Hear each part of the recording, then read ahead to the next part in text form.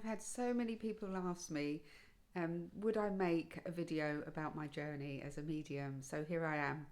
It's spanning over about 40 years. So really, well, it's a lifetime in essence because it started when I was very young, but I didn't become aware of it until I was really in my 20s.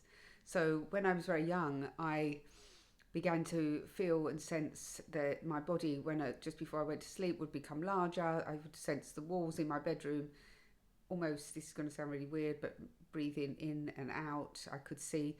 But what I was seeing now, I realised, was that I was seeing that nothing is solid. Everything is vibration and energy. And I didn't know that as a child, of course. I just thought that was normal, and I just thought that everybody experienced that. So I was an incredibly sensitive child and very intuitive, and I didn't really struggle at school. I found school learning quite easily. I loved English, and when I was 11, I gained entry into a grammar school. So my education really began there. But where my spiritual journey really began was in my 20s, and I always was very interested in the spiritual side of things. And I met a wonderful man and his wife, Ray Brown, and his wife Jilly, who was then my mother-in-law. And I began to work alongside them in their clinics as a healer and as eventually as an aromatherapist as well, because I trained in my 20s to be an aromatherapist and a reflexologist. And in their healing clinics, a lot of their patients would suffer with back problems and muscular problems and things like that. So they would ask me to give the aromatherapy treatments to their patients, which I did. And I did that for many years. And we used to travel all over different places. And I learned so much from that experience working alongside Ray and Jilly, which was just wonderful, really. And it also brought me to my first mediumship experience as well, because Ray and Jilly organised a seminar. It was held in a beautiful manor house, huge, and they flew in mediums from all over the world. And it was a whole weekend of mediumship with lectures, demonstrations, things like that. And on the Friday night, Jilly sat me on the mediumship table with all the mediums. And I sat next to Janet Parker. And it was just so lovely. I really connected with her straight away. And she asked me to come along to her demonstration the next day, which I did. She said she wanted to show me something. And she invited me to join her up on the platform. I'd never done anything like this at all. And she just said, trust me. She put her hand on my shoulder, and I did trust her. And she asked me to see who I was connected to in the audience. And I immediately went to this lady in a lovely blue jacket on, and we asked her to stand up. And I started to Janet just said, give what you're getting. So I just gave all the information I could about this lovely lady, and she accepted it. And then Janet said to me, so now you're sensing somebody in the spirit world. And I was actually. She was very in tune with what was going on. And I brought through this lovely uncle of the lady who had been killed in a mining accident. I gave details of his life and everything. And Janet, then when we finished, she came up to me and I said to her, I don't know how I did that. I have no idea. I'd never had any training or anything. And she said to me, Louisa, you won't use it now, but you use it in your 40s. And I said, I don't know what she's talking about, really. She said, you'll do platform and stage like this. And her prediction came out to be absolutely spot on, actually, because it was in my 40s that I began the platform.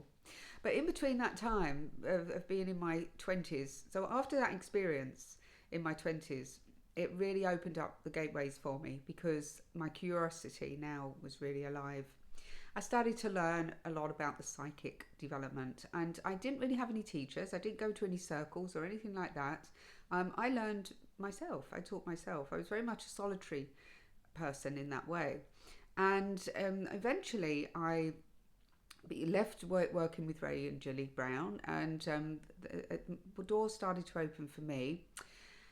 And I'll share a story with you. I always wanted to work on Sky TV on this show that I used to watch.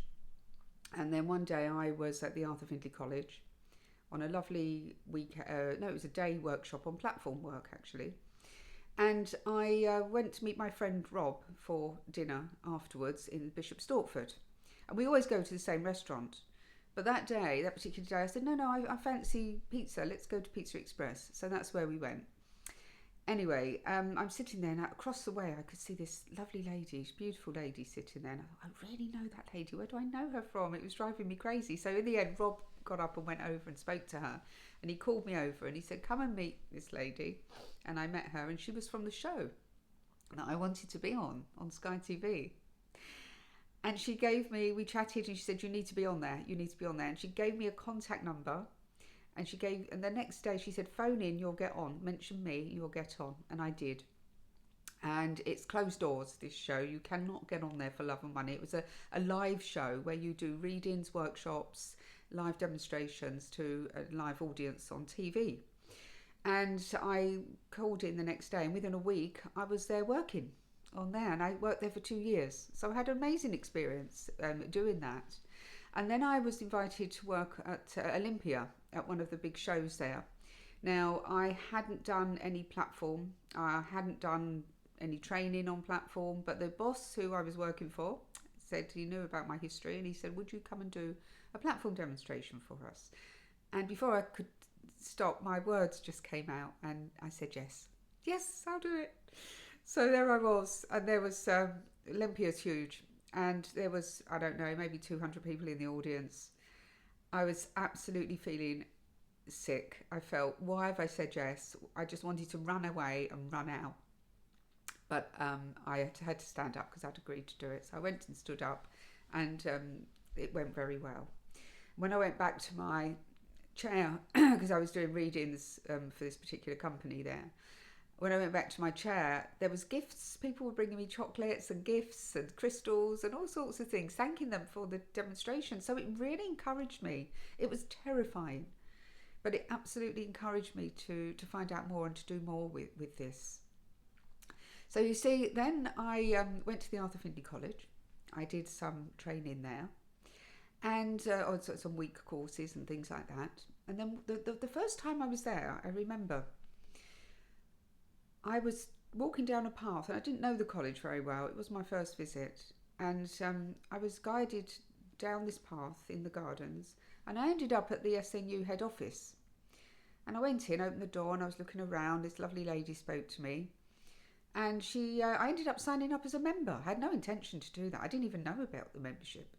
I ended up signing up as a member. I did my year probation as a member, and then I started my I did my CSNU in speaking and demonstrating, which I have now. So it's an award that you receive. It's quite a lot of training. It's a lot of dedication. You have to do a lot of churches and things like that. But I did get awarded something called APL then, which means that because of the experiences that I'd had and the training that I'd done and where I was in my own development, I could be fast-tracked. So I got, instead of having to serve, I think 100 churches or 50 churches, something like that, I could do just a few of them.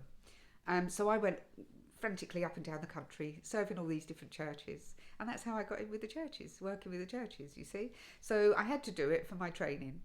And it opened up doors there for me. And then I ended up going to Germany. And that's where my teaching career really started to evolve. So in Germany, I was going in and out of Germany constantly, teaching seminars, workshops, giving demonstrations, things like that. And eventually I ended up moving there, and I lived there for a while. And I was teaching every weekend, holding circles, seminars. And eventually when COVID came along and everything closed down in Germany, I came back home to England. And from there I moved to Glastonbury. And I've been serving the churches in England for many years. Did a special at Starbridge, STOUR Bridge, Starbridge Spiritualist Church. Where you do a workshop, you do a demonstration, you hold divine services, you do private sit-ins, and I started to do specials with the churches, which was really beautiful. Then when I moved to Glastonbury, I wasn't really known in the Southwest, so I had to start becoming more, making contacts with the churches here and things like that, which I did. And when I came to Glastonbury, I realised that there was there's 64 different belief systems and religions in Glastonbury, but there was nothing to do with spiritualism. So for a year, I kept getting the message from Spirit to open a centre here spiritualist centre where we would hold divine services in representation of spiritualism. And eventually I did it, and we opened 3 years ago, and we've been going ever since, and it's been very well received by the community here. And we have different mediums every month, and what we do here is there's no any money that is taken after the donations and everything's been paid goes back into the community. So we've helped soup kitchens and things like that. So it's a very community based project. And I founded and developed the Starlight Spiritualist School, which is my main work now is that I teach mediums to become mediums. I teach people in the beginning stages of their development where to start, how to develop the psychic senses, how to master the mind, right through to platform demonstrations, taking a divine service and holding circles and things like that. So I teach teachers as well to teach. It's been such a wonderful path. And I write all my own material, which I launched. I forgot to mention that I published my own book called The Secrets of Traditional Mediumship in 2018. I've rewritten that, and I'm about to republish it again. And there's another book in the wings as well. So I'm still always writing. I'm a prolific writer. I loved English. At school, I got a really high grade in my English as well. One of the highest you could get in my grammar school. So it's something that I absolutely adore.